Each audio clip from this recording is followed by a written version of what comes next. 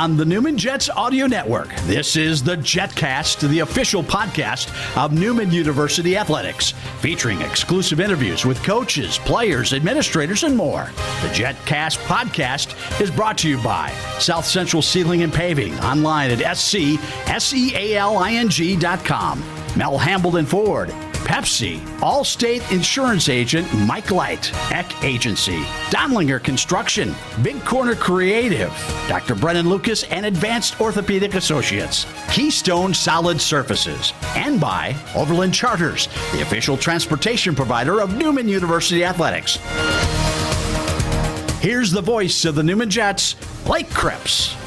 The Newman Jets softball team continues its longest homestand of the year this weekend, hosting MIAA competition on Friday and Saturday at NU Softball Field. Friday, it's a doubleheader with the Jennies of Central Missouri. Then on Saturday, the Blue Tigers of Lincoln come calling. And to talk to us all about it, we've got the head coach of the softball team, Andrea Gustafson, here on the Jetcast. This is episode 40 of the Jetcast. Welcome along, and welcome back to the show for you. Thanks so much. Thanks for having me. 3-16 on the year. Last time out, 2 losses against the Pitt State Gorillas, and 2 extremely different games. 4-2, you lost in the first one, 23-16 in the second one. So obviously, you did both pitching and hitting well, but just didn't do them in the same game. What were your thoughts on the series against the Gorillas? You know, I thought that in the first game, the 4-2 loss, that we got good pitching, we got good defense. We left way too many runners on base. I mean, we had a chance to blow that game open a couple times, and we just didn't come up with the timely hitting. So I think that was the case in that game. The second game, complete opposite. Right. You know, we didn't really get the pitching or the defense, but our bats were on fire. And, you know, it's frustrating, you know, but it's good to see that we're capable of doing all 3 aspects of the game. We just need to find a way to put it together. Yeah, and 2 things about that. First, you know, getting the pitching and hitting in the same game. Obviously, you know, how do you practice that? That's not, you don't just put together a practice routine and say, okay, well, we're going to hit and pitch well today. When you go out there, you know, how do you bring those 2 things together? Is there anything you can do to bring those things together? I think right now it's just trying to find the right combination of players to get out there on the field together. You know, we have a fairly young team, a lot of inexperience, and we have some injuries and stuff. So it's been kind of hard to try and just find the right combination, you know, in each game, because I feel like we just keep missing it a little bit here and there. So well, and obviously when you go out, you know, when you practice hitting, you know, like I've seen you guys hit a few times, and it's not like you go out and say, okay, well, you know, we're going to practice to hit when it really matters, and you know, you want to hit every time. So how frustrating is it to go out and know that the ladies are capable, but just not be able to do it in some games with runners in scoring position? Yeah, I mean, physically, we're able to hit. I mean, I see it every day in practice. We've seen it in games. I think lately we're trying to put more pressure on the hitters in practice, you know, try to make it more game-like, so there is some sort of pressure, you know, so hopefully it will translate better into the game.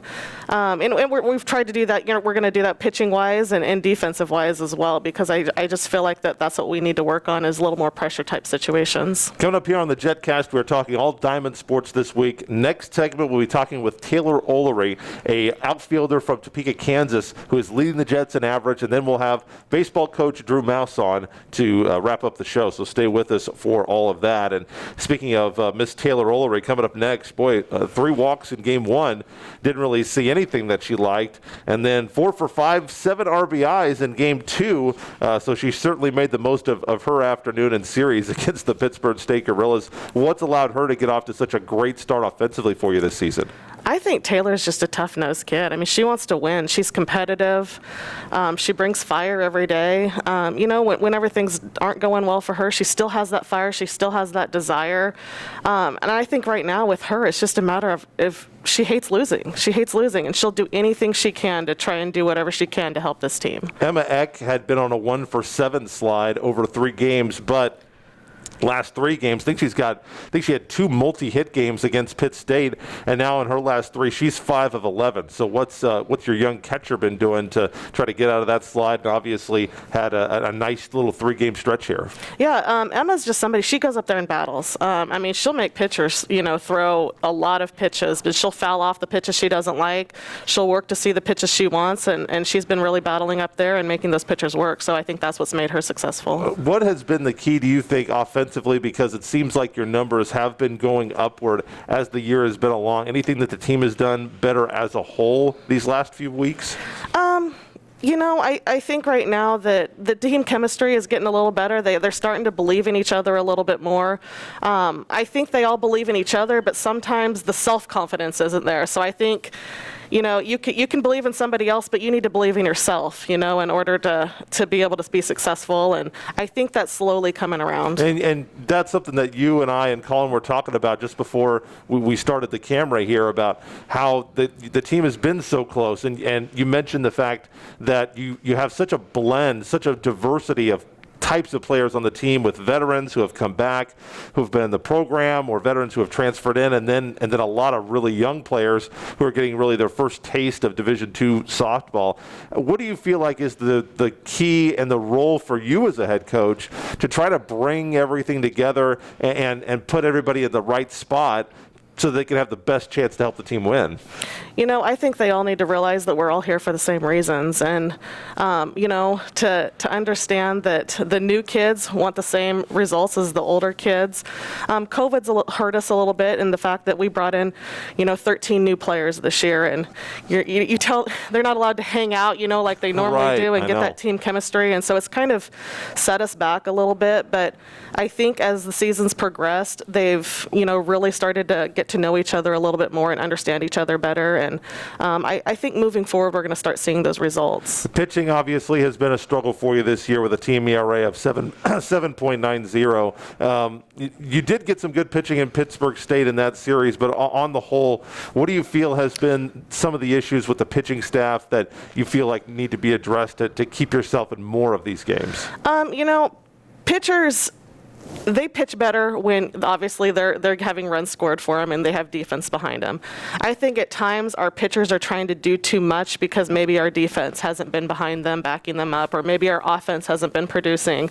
So I think at times they're putting a lot of pressure on themselves, and we've seen it. I mean, they're capable of pitching and pitching well. It's a matter of going out there and pitching relaxed and focusing on them and not worrying about what the defense is doing or what the hitters are doing, and just focusing on what they need to be doing. Well, and you mentioned the confidence in the fact that they have pitched well. Anna Voltian went 7 innings in that Game 1 loss against Pitt State and gave up just 3 earned runs in that game. So obviously she's shown the capability. Mm-hmm. What did you like out of what you saw from her in Game 1 against Pittsburgh State? Yeah, I think she had confidence in what she was doing, and she just pitched relaxed against Pitt State, and the defense was behind her. So I definitely think that helped her to pitch relaxed.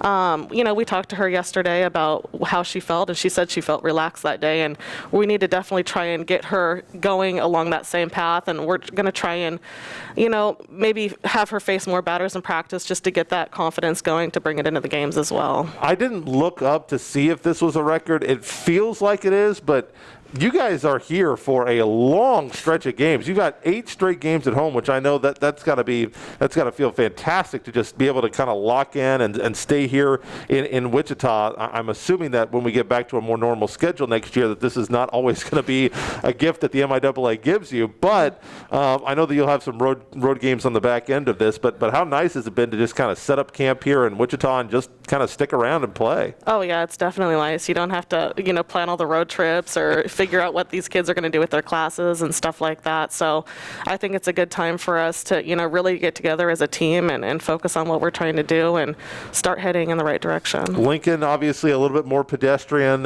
coming in on Saturday, but I know you're not going to be overlooking Central Missouri.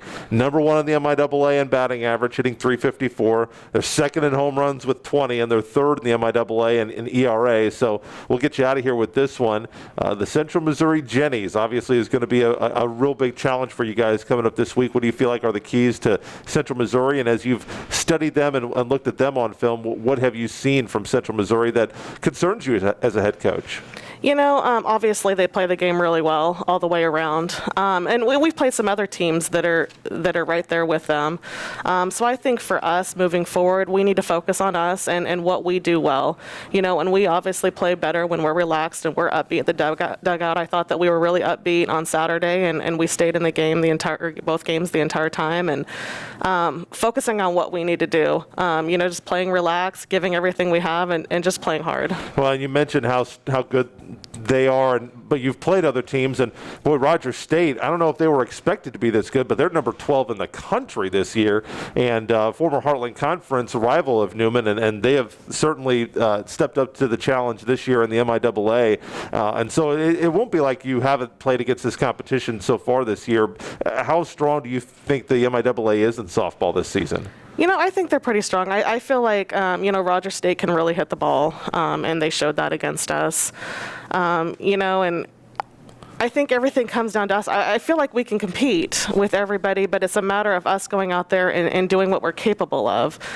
So there definitely are some good teams. I like to focus on what we need to be doing, because I feel like if we, get the pitching, the defense, and the hitting that we're capable of, we can hang right there with some of these teams. And it's just a matter of going out there and doing it and playing with the confidence that we need to. It's going to happen at the old softball field coming up on Saturday against Lincoln, but first Friday, Central Missouri, 2 o'clock for the first pitch. You can keep track of everything at NewmanJets.com. Newman softball back in action at NU softball field this weekend against the Jennies. Coach, thanks so much. Appreciate the time. Thank you. Taylor Ullery, a sophomore outfielder from Topeka, Kansas, leading the Jets softball team in batting average, will join me right after this on the Jetcast.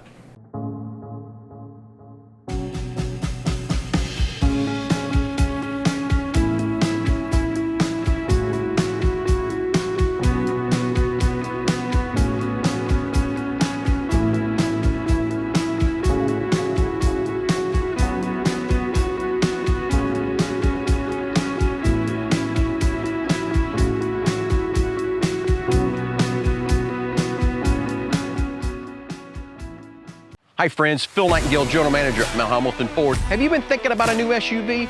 Right now is a great time to buy a new Ford at the big corner of 119th and West Kellogg. EcoSport, Escape, Edge, Explorer, Expedition, Mount Hamilton Ford is sure to have the right vehicle to fit your size. And you can count on us with this great selection to find the right SUV at the best price to fit your budget. Check us out online or in person. Let us make your purchase easy with pickup and delivery right from your home or work. Mount Hamilton Ford, experience the difference.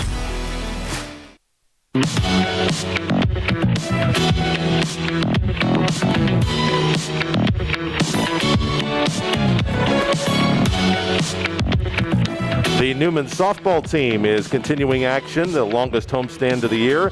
Jennies of Central Missouri coming in this week, and joining me is a sophomore right fielder. Had a fantastic game you just heard about, Taylor Ullery, sophomore from Topeka, Kansas, and a former Hutchinson Community College Blue Dragon as well, Taylor Ullery on the Jetcast. Thanks so much for the time. Thank you for having me. Obviously, you have been off to a fantastic start offensively, 383 on the year thus far. What do you think has been the key to your offensive success to begin the season? Definitely a mentality. Towards the beginning of the season, it was definitely a struggle with COVID and everything. We haven't seen a live pitch and I couldn't tell you how long. So that first getting started in the season was definitely a struggle, but just getting back into the groove of things and continuously just working and having a good pitch selection, is probably the biggest thing. Well, you certainly showed that in that last series that you guys had with 3 walks in the first game and then 4 for 5 in the second game. How do you adjust in between games when you go through the one game of the doubleheader and you really don't see anything that you like, and then obviously you got a lot of pitches you liked in the second game? Just always seeing my pitches. That second umpire behind the plate was definitely a tighter strike zone, so I was able to really get the pitches that I wanted. He kind of forced all the pitchers on both sides of the game to definitely pitch on the plate. He was not giving them anything off the plate. I definitely was kind of expecting some walks after I hit maybe 1 or 2 home runs. I thought maybe that's why they were walking me the first game.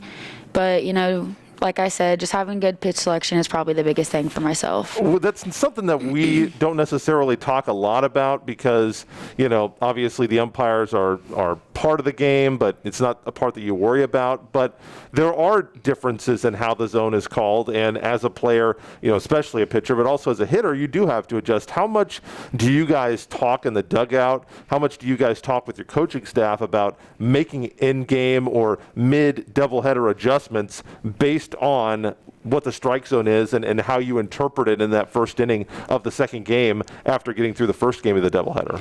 Right. So a lot of times when batters go up to bat, we talk with each other when we're on the on-deck circle, when we get back to the dugout, or if we're in the field first, like when we play at home. Oftentimes we have the pitchers and catchers talking to us like, hey, he has a tight strike zone, or he's calling it high, he's calling it low. So just kind of be aware for that. If he's not going to give us those high pitches, we shouldn't be swinging at him in the first place. So just kind of being aware and having that softball IQ to kind of know where to go from there. It was your first multi-hit game in your last 6, so I don't necessarily want to call it a slump, but how nice was it to come out and really, hit the ball and hit the ball very hard in that game and also drive in 7 runs? It felt good for sure. I definitely felt like I was able to also pick the team up, Hitting has always been kind of my stronger suit on the softball side. That's why I am where I am today. So, just making those adjustments and that was a really high-scoring game for you guys as well. There were probably close to 40 runs. Yeah. How do you stay engaged? Because obviously, you guys gave up a lot of runs, so you've got to stay positive. But you guys certainly did your fair share of the scoring as well.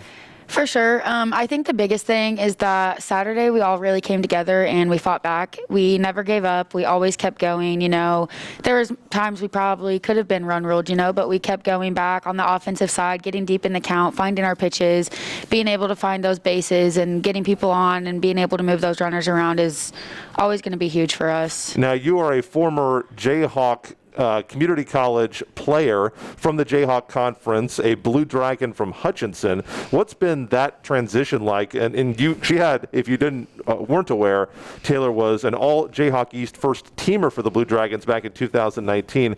Obviously, 2020 didn't really get the chance to repeat with that. But what's the transition been like from the junior college level here at Kansas and the Jayhawk to the MIAA? So at Hutch, I feel like we still had a pretty high competitive softball area, I would say. A lot of people kind of sleep on JUCO, and I would say that even though the consistency with pitching wise, I think that's probably the biggest change now is the pitching. We definitely seen some good pitchers in the Jayhawk Conference but now I feel like it's more of a consistency of seeing that good pitching and a lot of rise ball pitchers. I would say more so right now than I saw at Hutch. Rise ball, obviously, for those of you who are in baseball, not really something that happens in baseball, but because of the different arm angle, the ball can rise and rise pretty significantly in softball. And I've heard from people that it's so difficult to hit that. Why do you feel like, and as a baseball player, we don't have guys throwing rise balls in baseball. Yeah. It's not a thing. So why is that pitch in particular? Because it's normally thrown, hard as well. So it's not just a fastball. It's a hard rising fastball. And then, they've got so many different spins that they can put on it. Why do you feel like the rise ball, do you feel like that is the most difficult pitch to hit?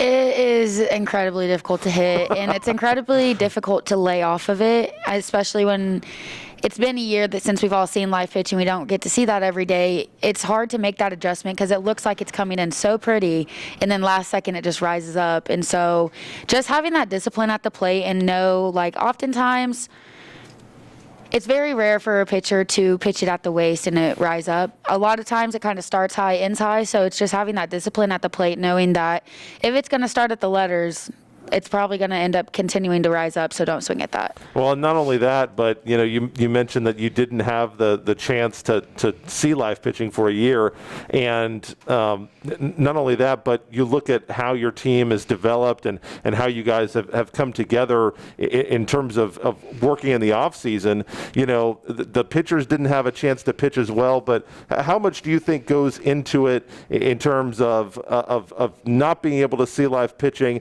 How important important was it last year to kind of put things together as you tried to work through the pandemic in order to give yourself the best chance to get the most reps that you could, even though they weren't in the game? Right. So front toss will only do so much, but just continuing to kind of find little drills to work on, hitting off the tee, continuously working on those reps to get that repetition that you need, and just taking the swings that you can, even though if it's not live. I mean, you can only do so much when you don't have that live game and live pitching to give to you, but just continuously working hard. Well, and not only that, but you've got the rise ball pitcher, and you know, if you come out to the NU softball diamond, and you should, by the way, and the Jayhawk and the Jets are going to be in action this weekend against Central Missouri and Lincoln for a doubleheader. It's the longest homestand of the year. But that pitching rubber, you know, people watch baseball. That pitching rubber softball is not that far out there. So it's a very, very split decision that you have to make. How do you pick up, I know that the spin is key, but how do you try to make that calculation in those, you know, 0.5 seconds that you have, whether or not it's going to be a fastball or a rise ball, you know, as soon as they let it go? So recently in practice, we've kind of been working on finding where your pitch is, like whether it be inside, whether it be outside.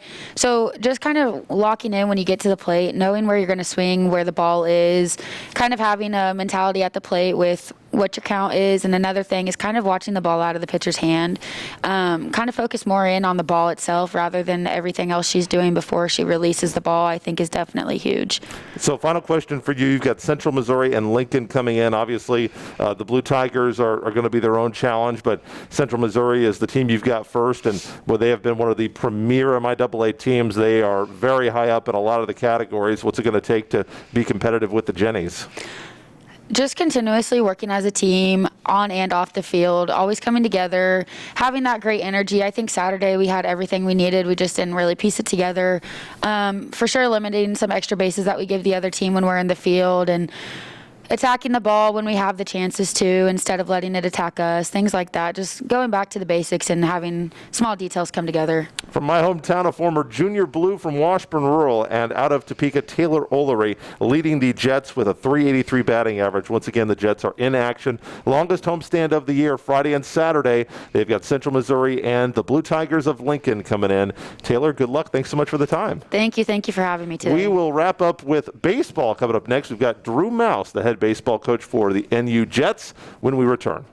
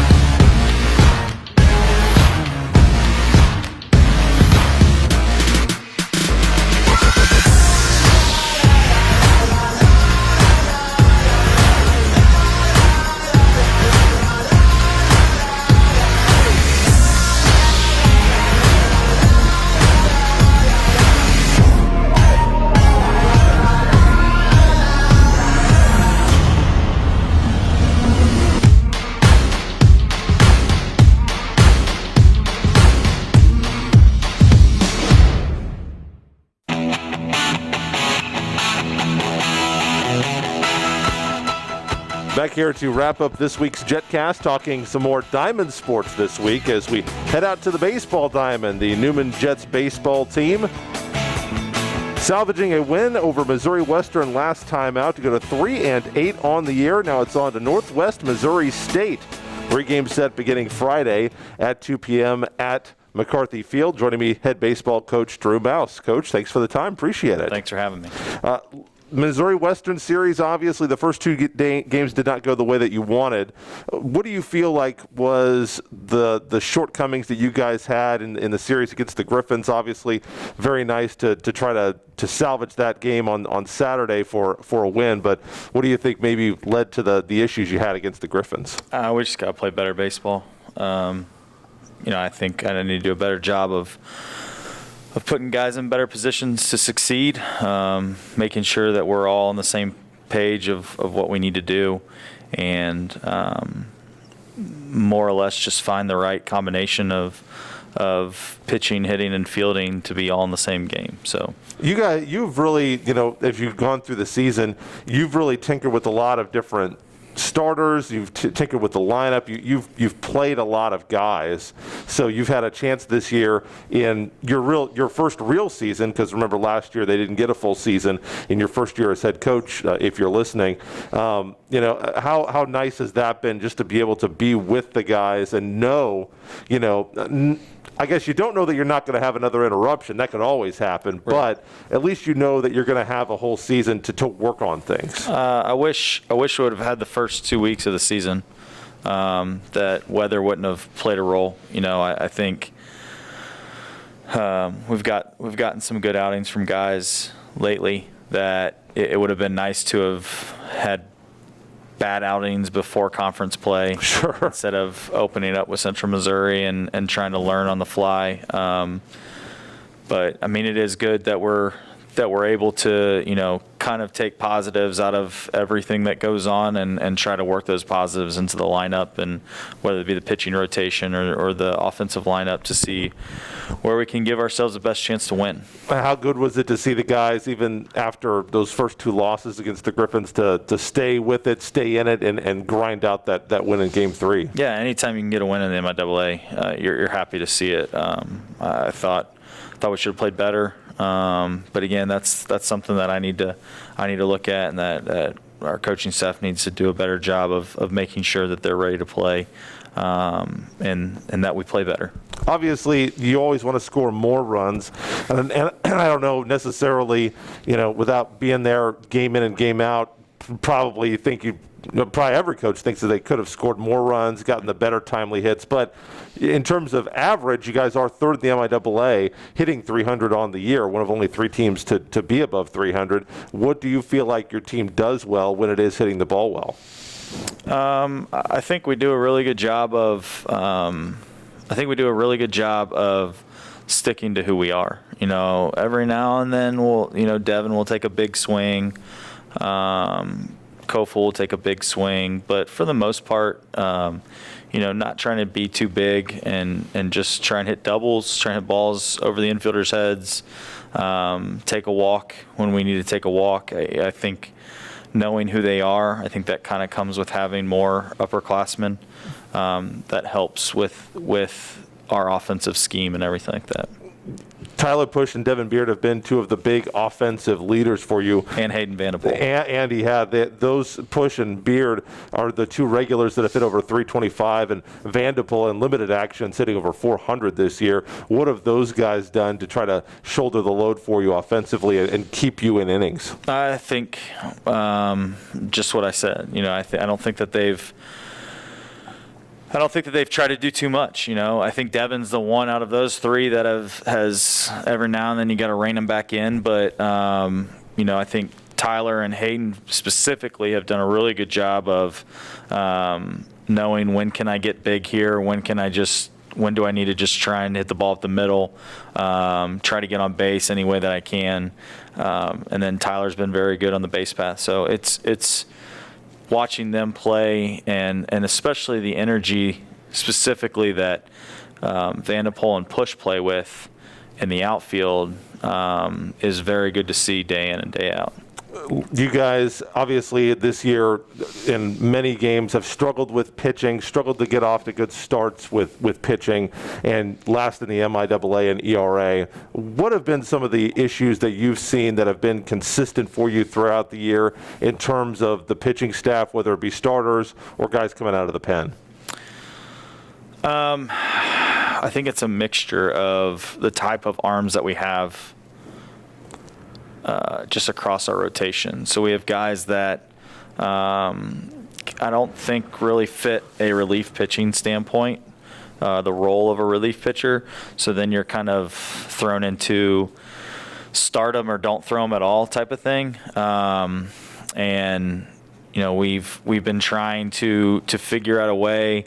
Connor Langrel's one of our better arms. Craig Fantasy is one of our better arms, and we're trying to, at the beginning, trying to make sure that if we can get a lead, then we throw those guys to hold on to that lead. And then it was at Northeastern, Coach Ray and myself just talked about, like, Connor Langer's one of our better arms. We need to start him. Like, if we lose with our better arms on the mound, then we lose with our better arms on the mound. But we're not going to lose games because one of our better arms is sitting in the bullpen the entire time. And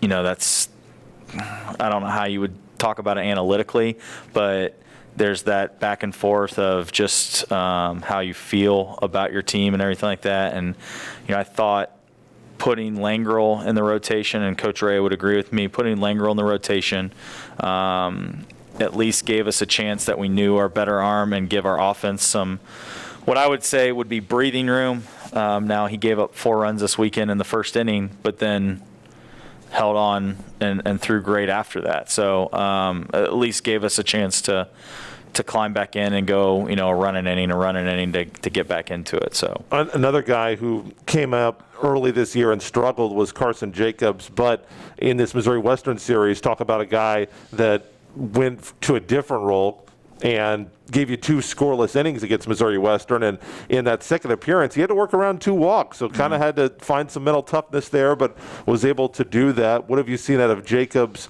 that has led to his improvement, and obviously 2 scoreless innings against Missouri Western's exactly the kind of performance you want to see? Yeah, I think the biggest change for him since the fall is his velo. He was up to, I think, 93 in the fall. And so he could just every now and then I'm going fastballs here and bolt by him. And then, as everyone would attest to in Kansas early on, you're not throwing what you normally can just because of the weather and everything like that. Sure. So he kind of learned that I can't just throw it by people. And he's been working with Coach Ray on some mechanical things too, to adjust timing and everything like that. And he's done a great job. So, I think spoon feeding him inning and trying to gain that confidence back. Him and Tristan Wattau as well, trying to, they're freshmen, trying to get them the innings at a time to make sure that they're building confidence.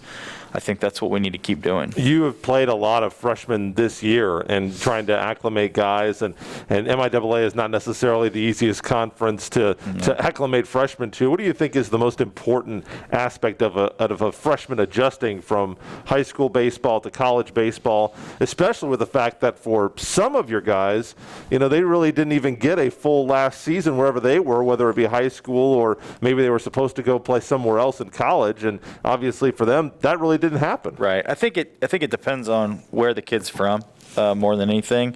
I think if you have a freshman, Carson Jacobs, who's from Kansas, you get 20 games in the high school season, so it's pretty short-lived. And for the most part, when you throw that hard, you're going to have a pretty good senior season, junior season, whatever. Guys that are from Texas, they're seeing better baseball year-round. And so it's not so much about the shell-shocked mentality of how good baseball is. It's more getting them to understand that, 1 through 9 is good. Pitchers 1 through 8 are good. It's not we knocked the starting pitcher out and now we can coast here. So I think that's the hardest thing. And then just the practice schedule of having to do everything correctly every single day to get better, and not just I can take 2 days off here and there or whatever. Northwest Missouri State coming up this weekend, and once again, that's a 2 p.m. first pitch coming up on Friday, and then obviously they'll have the doubleheader Saturdays as the MIAA has adjusted their normal 3 nines on Friday, Saturday, Sunday for this year only. It'll be back next year. At least that's the plan.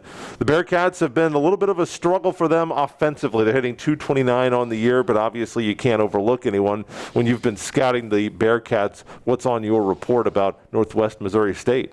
I think every weekend when I look at the opposing team and I'm going through the scouting report and everything like that, to me it's, can we do our stuff correctly? I mean, can we catch and throw? Can we move runners when we need to? Can we throw strikes?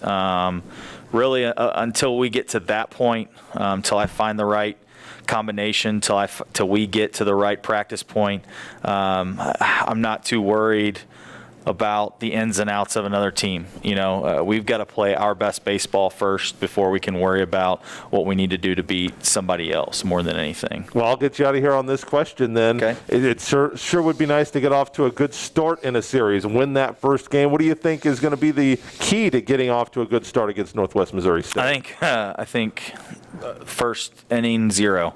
That would be good, wouldn't it? Yeah, first inning 0. I think the ability to jump on top of them for a change. I think against Northeastern, we actually had the ability to do that. I think they jumped out to a lead, but then we went on after that. And I think being able to do that more often, especially with how our offense has been playing lately, I think that's the key to us winning the series this weekend. Drew Mouse, head baseball coach. Once again, the Jets are in action on Friday at McCarthy Field, 2 o'clock for the first pitch as the Jets open up their home series against the Northwest Missouri State Bearcats. Coach, thanks for the time. I appreciate it. Appreciate it. Thank you. That is our show for this week. Make sure you like and subscribe and tell a friend as well. And we appreciate you watching. We'll be back once again every Wednesday here on the Jetcast. So until then, Blake Cripps saying, Go Jets.